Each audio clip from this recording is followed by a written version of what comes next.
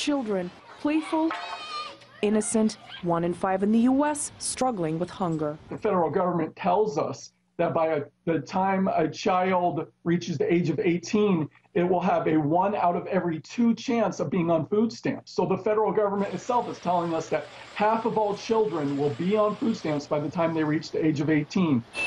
On any given day, 1 in 4 children are on food stamps, and over 21% are living in poverty.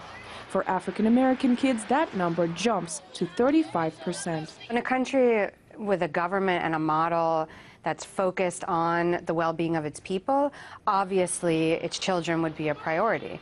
But unfortunately, the United States is not a country with that kind of model. Here you go, miss. Food pantries like this one see parents barely keeping afloat financially, their paychecks not stretching to feed their children every day. We're serving now almost 12,000 individuals per month, majority are children. 44% of single mothers in America are on food stamps, yet struggle to put food on the table. I have 6 kids of my own, I have 15 grandkids, and it's rough. The food stamp is not enough. It's not enough money, so you gotta go out there and struggle. Getting food is a non-stop battle for these mothers. A lot of people don't come out because of pride, but now even pride gets pushed aside when your children are hungry. For these people, poverty is a growing pandemic. I'm just afraid of what's going to happen to the next generation under me, under my kids. I'm just afraid because everything is falling apart. I get very angry because I feel like they're making the poor suffer. The Voices of Poverty is a website showing many faces of American hunger.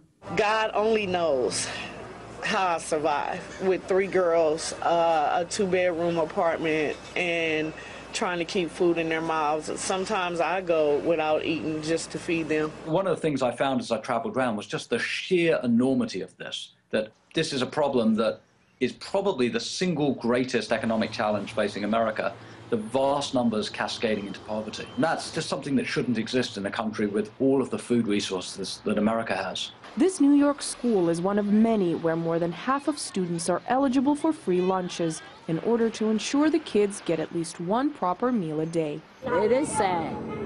It is sad, and I wonder when people are going to get it together. Experts say the problem of hunger in the U.S. is more widespread than in other developed nations. It's getting worse, it's not getting better, and this is a major crisis in this country because you look at countries like the United Kingdom or France, they have child poverty rates that are under 10%, yet in the United States it's now well over 20%. Meanwhile, America is estimated to waste from a quarter to an entire half of all the food it produces. This Occupy Wall Street activist was homeless and underfed in his teens. He says times are much tougher now. Just a few years ago, during the Bush era, I was like 17, 18.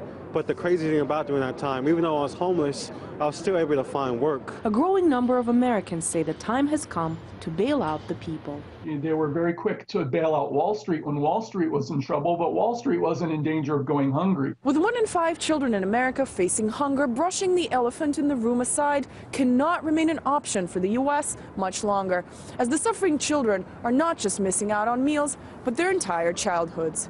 Anastasia Churkina, RT, New York.